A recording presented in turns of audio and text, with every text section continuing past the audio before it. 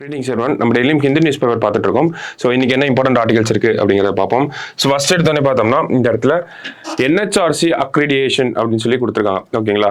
So நம்மளோட human rights பாடி இருக்காங்க இல்லையா, நேஷனல் ஹியூமன் ரைட்ஸ் கமிஷன் அப்படின்னு சொல்லுவோம்.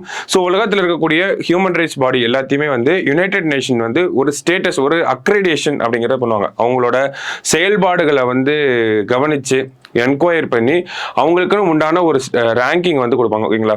ஸோ ஏ ஸ்டேட்டஸ், பி ஸ்டேட்டஸ் அந்த மாதிரிலாம் கொடுப்பாங்க. ஸோ அதனுடைய அக்ரிடேஷன் அப்படிங்கிறது இந்த வாரம் வந்து நடக்க போகுது. ஓகேங்களா? ஸோ அதில் என்ஹெச்ஆர்சி நம்மளோட அந்த மனித உரிமைகள் ஆணையம் இருக்காங்க இல்லையா, ஸோ அவங்க மேலே ஒரு சில குற்றச்சாட்டுகள் இருக்கு.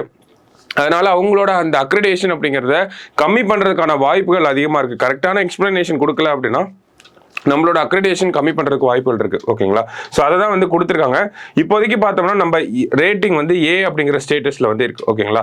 ஸோ இந்த ரேட்டிங்கை வந்து கம்மி பண்ணுறதுக்கு வாய்ப்புகள் இருக்குது அப்படிங்கிற சொல்லியிருந்தோம். என்ன மாதிரியான காரணங்கள் அப்படி கொடுத்துருக்காங்க அப்படின்னு பார்த்தோம்னா, ஃபர்ஸ்ட் வந்து நம்மளோட என்ஹெச்ஆர்சி கமிஷன் வந்து அரசாங்கத்தோட தலையீடு இல்லாமல் இயங்க முடியல அப்படிங்கிறத கொடுத்துருக்காங்க. ஓகேங்களா?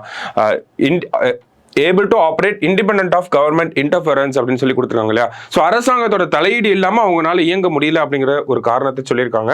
அடுத்தது பார்த்தோம்னா இன்வால்வ்மெண்ட் ஆஃப் போலீஸ் ஆஃபீஸர்ஸ் இந்த investigative process amounts to a conflict of interest அப்படின்னு சொல்லி கொடுத்துருக்காங்க. ஓகேங்களா? ஸோ போலீஸ்காரங்களை வந்து இன்வெஸ்டிகேஷனில் வந்து போலீஸை வந்து இன்க்ளூட் பண்ணுறாங்க. ஸோ அதுவும் வந்து கான்ஃப்ளிக்ட் ஆஃப் இன்ட்ரெஸ்ட், அதாவது ஹியூமன் ரைட்ஸுக்கும் அதுக்கும் இல்லாத ஒரு சம்மந்தம் இல்லாத விஷயங்களை பற்றி பேசுகிறாங்க அப்படிங்கிறத சொல்கிறாங்க. ஓகேங்களா? ஸோ இந்த இன்வெஸ்டிகேஷனில் ஹியூமன் ரைட்ஸ் கவுன்சில் அப்படின்னு பார்க்குறப்ப நமக்கு நீதிபதிகள் தான் அதிகமாக இருப்பாங்க. ஓகேங்களா? ரிட்டையர்டான ஜட்ஜஸ் தான் இருப்பாங்க. ஸோ போலீஸ் ஆஃபீஸர்ஸ் உள்ள வரதை கொஸ்டின் பண்ணுறாங்க. ஓகேவா? ஸோ லாஸ்ட்டாக பார்த்தோம்னா இந்த committee லேக்டு any members representing India's largest minority religions அப்படின்னு சொல்றாங்க. ஓகேவா? ஸோ அப்போ இந்தியாவில் இருக்கக்கூடிய மைனாரிட்டி ரிலீஜன் இருந்து ரெப்ரசன்டேட்டிவ் அப்படிங்கிறது இந்த என்ஹெச்ஆர்சி கமிஷன்ல இல்லை அப்படிங்கிறது சொல்றாங்க. ஓகேங்களா? என்ஹெச்ஆர்சி பொறுத்த வரைக்கும் பார்த்தோம்னா நமக்கு ஒரு சேர்பர்சன் இருப்பாங்க, அது இல்லாமல் 5 ஃபுல் டைம் மெம்பர்ஸ் இருப்பாங்க, அது இல்லாமல் 7 எக்ஸ் அஃபீஷியோ மெம்பர்ஸ் அப்படின்னு சொல்லி இருப்பாங்க. ஸோ இவங்க எல்லாமே நீதித்துறை சார்ந்த அமைப்புகள் இருந்து தான் வந்திருப்பாங்க. இந்த 7 எக்ஸ் அஃபீஷியோ மெம்பர்ஸ் அப்படிங்கிறவங்க national commission for BC, SC, ST, women, children, minorities and then disabled people இருக்காங்களா. ஸோ இந்த மாதிரி இருந்து அவங்க அந்த அமைப்புகளோட தலைவர்கள் வந்து இந்த இதில் வந்து எக்ஸ் அஃபீஷியோ மெம்பர்ஸ் அப்படின்னு சொல்லி இருப்பாங்க. ஓகேங்களா? ஸோ அவங்களும் ஒரு மெம்பர்ஸாக இருப்பாங்க, அவ்வளோதான். ஓகேவா? ஸோ அதில் பார்த்தோம்னா நமக்கு மைனாரிட்டி ரிலீஜனை ரெப்ரசன்ட் பண்ணுற மாதிரி பிரதிநிதிகள் வந்து இல்லை அப்படிங்கிற ஒரு குற்றச்சாட்டையும் வச்சிருக்காங்க. ஓகேவா? ஸோ இந்த 3 குற்றச்சாட்டு, இந்த இதுக்கெல்லாம் நம்ம எக்ஸ்பிளனேஷன் கொடுத்தாகணும். இல்லை அப்படிங்கிற பட்சத்தில் நம்மளோட ரேட்டிங்ஸ் அப்படிங்கிறது கம்மியாக வாய்ப்பு இருக்கு. ஓகேங்களா? ஆல்ரெடி பார்த்தோம்னா ஏ ஸ்டேட்டஸ்ல வந்து இருக்கும். ஓகேங்களா? ஸோ இந்த அக்ரிடேஷன் அப்படிங்கிறது எப்போ கொடுக்க ஆரம்பிக்கிறாங்க அப்படின்னு பார்த்தோம்னா 1999 இருந்து கொடுக்க ஆரம்பிச்சிருக்காங்க. நம்ம 5 வருஷத்துக்கு ஒரு தடவை இந்த ரிவ்யூ பண்ணுவாங்க. ஓகேங்களா? அந்த மாதிரி 2006 ரிவ்யூ பண்ணப்ப நம்ம ஏ ஸ்டேட்டஸ்ல இருந்தோம். 2011 ரிவ்யூ பண்றப்பையும் ஏ ஸ்டேட்டஸ்ல இருந்துச்சு.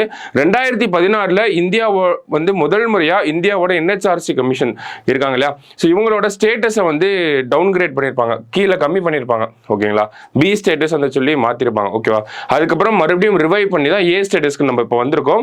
மறுபடியும் பார்த்தோம்னா இந்த வருஷம் நடக்கக்கூடிய இந்த அக்ரிடேஷன்ல நம்மளோட ஸ்டேட்டஸ் கம்மியாக ஆகிறதுக்கு நிறைய வாய்ப்புகள் இருக்கு அப்படிங்கிறத சொல்லியிருக்காங்க. ஸோ அதுதான் நம்ம முதல் நியூஸ்ல நம்ம பார்க்குறோம். சரிங்களா? ஸோ அடுத்தது பார்த்தோம்னா exclusive wing to handle TN sand quarry operations. தமிழ்நாட்டில் இருக்கக்கூடிய இந்த மணல் குவாரிகள் இருக்கு இல்லையா, இதனுடைய செயல்பாடுகளை ஆய்வு பண்ணுறதுக்காக தனியாக ஒரு டிபார்ட்மெண்ட், ஒரு துறையை உருவாக்கலாம் அப்படிங்கிறத முடிவு பண்ணியிருக்காங்க. ஸோ இதெல்லாம் என்ன டிபார்ட்மெண்ட் கீழே வரும் அப்படின்னு பார்த்தோம்னா வாட்டர் ரிசோர்சஸ், இந்த வாட்டர் ரிசோர்சஸ் டிபார்ட்மெண்ட் இருக்கு இல்லையா, ஸோ அதுக்கு கீழே தான் இந்த சாண்ட் குவாரி அந்த மாதிரியான விஷயங்கள்லாம் வரும். சமீபத்தில் பார்த்தோம்னா நிறைய குற்றச்சாட்டுகள், அமலாக்கத்துறை வந்து நிறைய விஷயங்களை கண்டுபிடிச்சிருந்தாங்க. நிறைய கோடிக்கணக்கில் வந்து ஊழல் நடக்குது அப்படிங்கிறதையும் சொல்லியிருந்தாங்க. நிறைய மாவட்ட கலெக்டர்ஸையும் கூப்பிட்டு விசாரணைக்கு வர சொல்லியிருந்தாங்க.